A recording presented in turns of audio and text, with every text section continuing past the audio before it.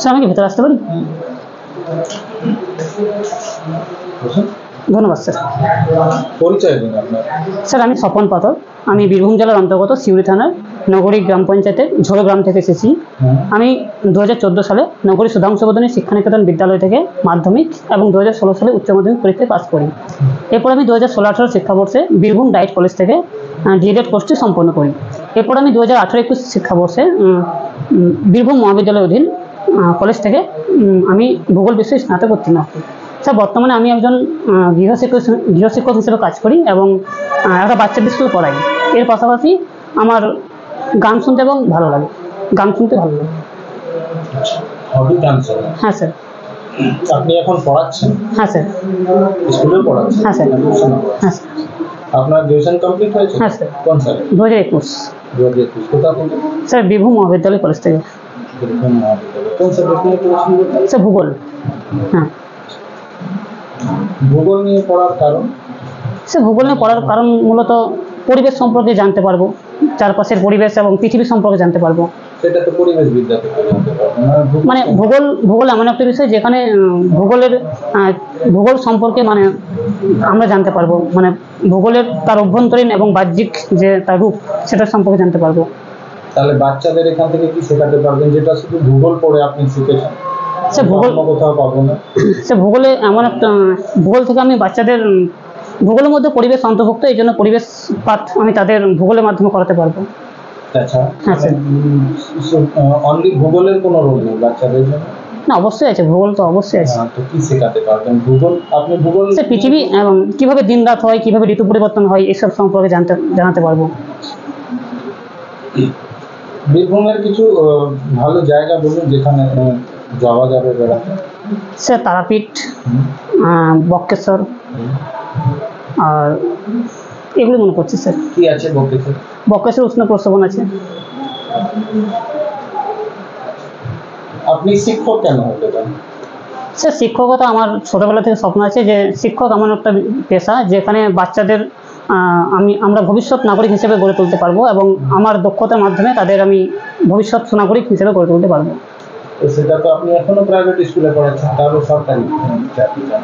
Sir private স্কুলে পড়াচ্ছি কারণ বর্তমান আর্থিক কারণের দিক থেকে পড়াচ্ছি, বা আর্থিক দিক থেকে যাতে একটু সবল হয় সেদিক থেকে, সেই জন্য আমি মানে প্রাইভেট স্কুলে পড়াচ্ছি। কিন্তু সরকারি স্কুলে পেলে তো অবশ্যই আমি সরকারি স্কুলে শিক্ষক হতে চাই, এটাই আমার স্বপ্ন। পয়সার জন্য? না স্যার পয়সার জন্য না, বাচ্চাদের মানে সরকারি স্কুলের মাধ্যমে বাচ্চাদের মানে তাদের মানে মূল পথে যাতে তাদের নিয়ে যেতে পারি সেটা। স্যার প্রাইভেট স্কুলে আমরা জানি সেই তুলনায় বেতন কম বা মানে হ্যাঁ সে অবশ্যই একটা আর্থিক দিক থেকে একটা স্বাবলম্বী হওয়ার জন্য। না স্যার পয়সার জন্য, সরকার থেকে তো পয়সা দেওয়া হয়, কিন্তু এর পাশাপাশি শিক্ষাটাকে মানে চালিয়ে নিয়ে যেতে পারবো। আমরা যদি বলে যে বিনা পয়সায় এখন 1 বছর পড়ান সরকারি স্কুলে, আপনি পড়াবেন? স্যার বিনা পয়সায় এখন তো মানে কেউ তো বিনা পয়সা পড়াতে চায় না, এটা তো আমরা সবাই জানি। স্যার 1 বছর বলে সেটা মানে করা যাবে, অবশ্যই করা যাবে। কিন্তু আপনি বাড়িতে খাবেন কি করে?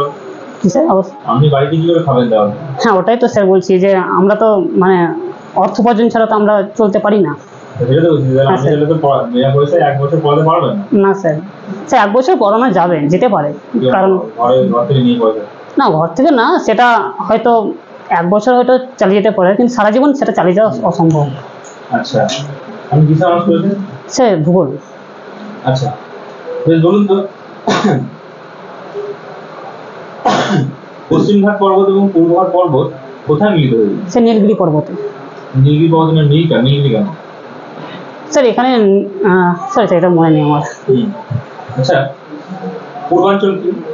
স্যার পূর্বাঞ্চল হচ্ছে পূর্বঘাট পর্বতের পূর্বঘাট পর্বতের যে অঞ্চলটা সেটাই পূর্বাঞ্চল। স্যার পূর্বাঞ্চল হচ্ছে মানে ভারতের পূর্ব দিকে অবস্থিত যে রাজ্যগুলো আছে সেই অঞ্চলটাকে বলা হয় পূর্বাঞ্চল। সেভেন সিস্টার কোনগুলো? স্যার এটা আমার মনে নেই এখন।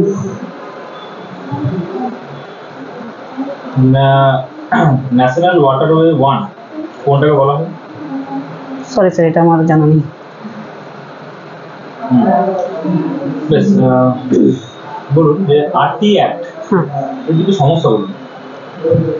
সে আরটি অ্যাক্টের মাধ্যমে বাচ্চাদের সমস্যা, সে বাচ্চাদের অবৈতনিক শিক্ষার ব্যবস্থা করা হয়েছে। সমস্যা কি?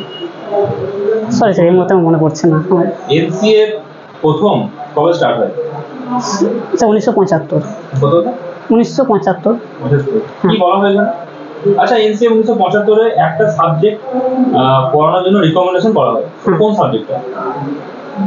সরি সেটা আমার মনে পড়ছে না। বেশ, আপনি বলুন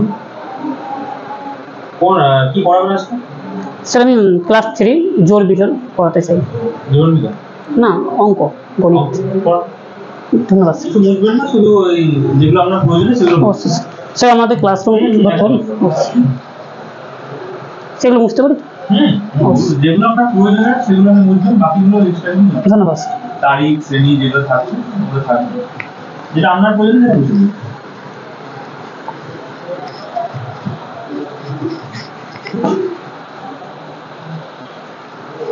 সুপ্রভাত বাচ্চারা, তোমরা সব কেমন আছো? ভালো আছো? বাহ, আমিও ভালো আছি। আচ্ছা, আগের দিন তোমাদের তো 1 থেকে 9 পর্যন্ত পড়েছিলাম, তাই না? হ্যাঁ। আচ্ছা, আজকে আমি তোমাদের একটা মজার কিছু শিখবো। আচ্ছা, তোমরা শুনেছো একটা ছড়া, আম পাতা জোড়া জোড়া, মারবো চাবুক চড়বো ঘোড়া? শুনেছো? বাহ, কোথায় শুনেছো? টিভিতে? আচ্ছা, তোমরা টিভি দেখো? তোমরা বেশিক্ষণ টিভি দেখবে না, টিভি দেখা আমাদের পক্ষে ক্ষতিকর।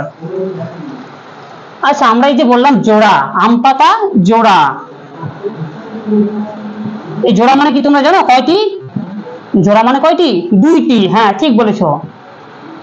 আচ্ছা, এই যে জোড়া, এই জোড়াকে আমরা অঙ্কের ভাষায় কি বলি জানো?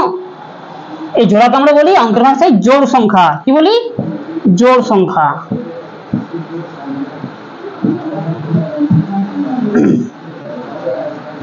আচ্ছা, আমি তোমাদের একটা, দেখো তোমরা এই বেঞ্চে কয়জন আছো? তোমরা 5 জন। তোমরা কয়জন আছো? 5 জন। আমি 5টা দাগ টানলাম। তোমরা এই বেঞ্চে কয়জন আছো? 4 জন। হ্যাঁ, তোমরা এই বেঞ্চে আছো 4 জন। আচ্ছা, আমি তোমাদের একটা গল্প করতে বললাম। তোমরা একা একা গল্প করতে পারবে? পারবে না। তা তোমরা নিজেদের মধ্যে কারোর তোমার সঙ্গী দরকার। তো তোমরা যদি নিজেদের মধ্যে গল্প করো, তাহলে তোমরা কি করবে? একে অপরের সাথে কথা বলবে। আচ্ছা, তোমরা তো একে অপরের সাথে কথা বললে এই 2 জন করে। আচ্ছা, এইদিকে দেখো, তোমরা 2 জন, তোমরা 2 জোড়া হলে কয় জোড়া? 1 জোড়া 2 জোড়া। কিন্তু এখানে যে একজন পড়ে থাকলো একা, তুমি কি একা গল্প করতে পারবে? পারবে না। তাহলে এটা আমরা অঙ্কের ভাষায় কি বলি? বিজোড় সংখ্যা। আমরা কি বলি? এটা বিজোড় সংখ্যা।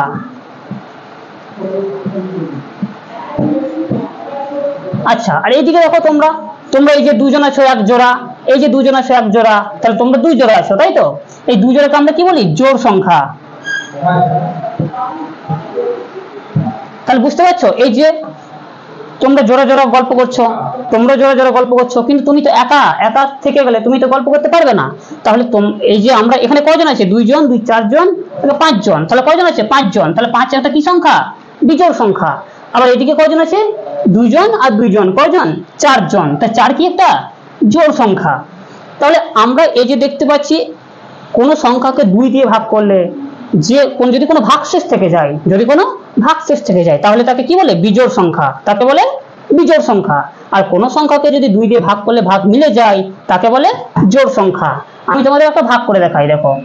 আচ্ছা, আমি ধরো 7কে 2 দিয়ে ভাগ করছি, তো 2 ঘরে নামতে জানো তোমরা?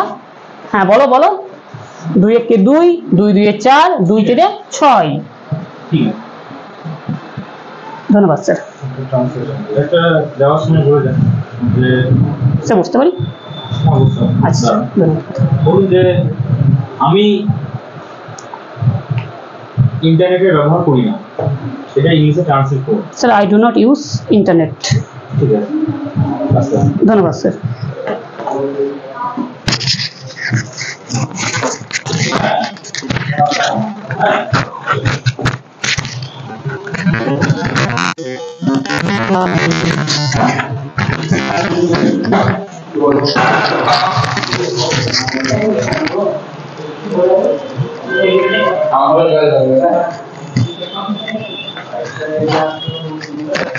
কি কাজ?